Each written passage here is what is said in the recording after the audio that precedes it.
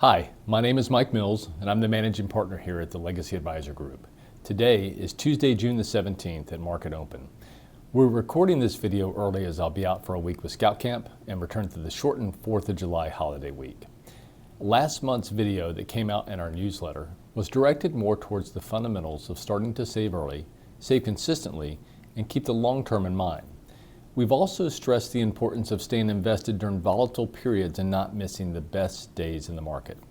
These lessons are evergreen, regardless of your age. This month, we'll get back to discussing current market events and some of what we've seen this year.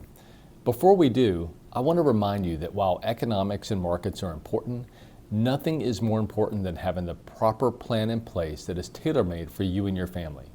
Planning is where we spend the bulk of our time helping our families work towards and realizing their family goals. Now, there have been no shortage of headline news adding to everyday risk this year. Most of this year's risk falls into the geopolitical category. We've had tariffs, riots, and missile strikes now between Israel and Iran, and we're only halfway through the year. I don't say this to make light of any of this news in any way, only to remind us all that there will never be a shortage of headlines that can cause investors to make short-term decisions that can derail long-term goals. We're paying close attention to the Israel-Iran conflict. The recession word was also used earlier this year, and as I said before, there's no shortage of daily headline risk. This is why you've heard us say to remain long-term focused and try to avoid making decisions solely based on the headlines. We heard the recession word when tariffs were announced and probabilities started shooting up.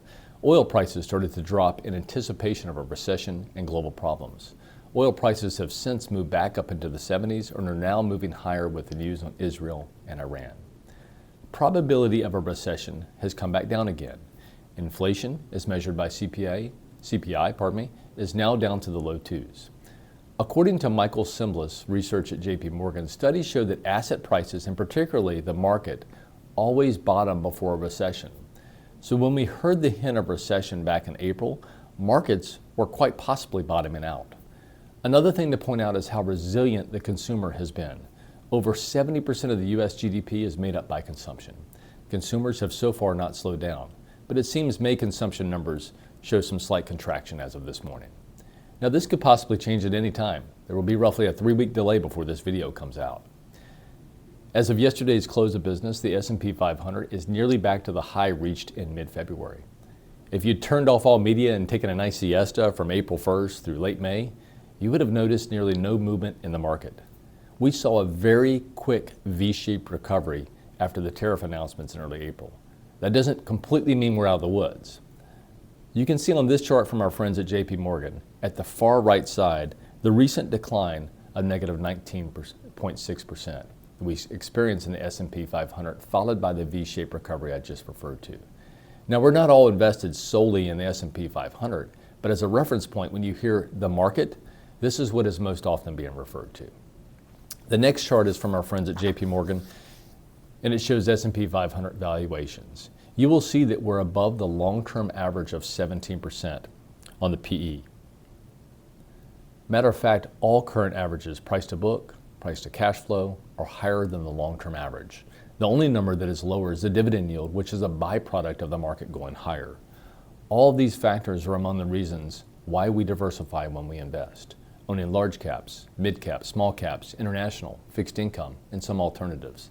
This removes the volatility of just owning the very cap-weighted S&P 500 that is currently and has been for the last few years dominated by the Mag 7 stocks. What about fixed income? The 10-year Treasury has remained range-bound year-to-date between 4% and 4.5%, and not all over like the bond vigilantes would have you think.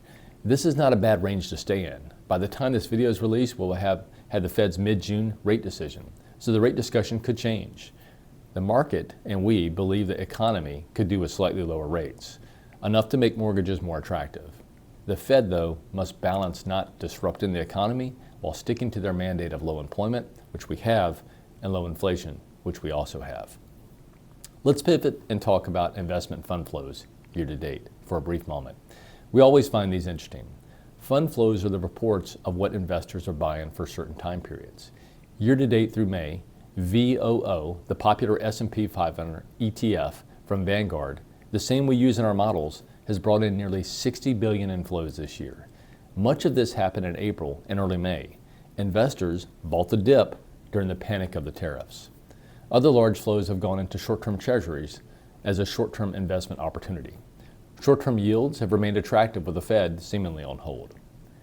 Now there's a lot more we could talk about today. However, in an effort to keep these videos short, we'll stop there. I mentioned on our last video, if you find these helpful, please share with family and friends. If you have planning questions as it relates to you or your family or possibly a friend, please reach out to our team. And on behalf of our team here at the Legacy Advisor Group, thank you for your friendship and your trust.